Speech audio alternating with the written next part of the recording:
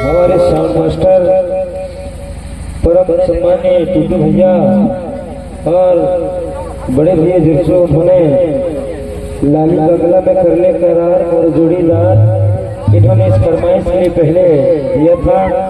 अतः यही तक ही नहीं, क्योंकि हम जब सलाह होते हैं घर में, चाहे खेत हो खलियान में जाने के लिए, दो दुआरी में हम बैठ के सलाह करते हैं कि हमको कहाँ जाना है, किस आवेश में रहकर के बाल बच्चों को पालना पोसना है।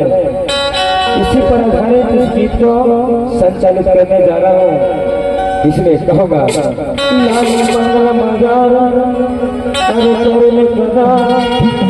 मोर जोड़ीदार, क्योंकि हम जब दोनों सलाह रहेंगे तो हमारी परिवार की सलाह रहेगा और सलाह के साथ हम भी आने वाले भविष्य में काम किया करेंगे। इसलिए कहूँगा लाल मंगल मजार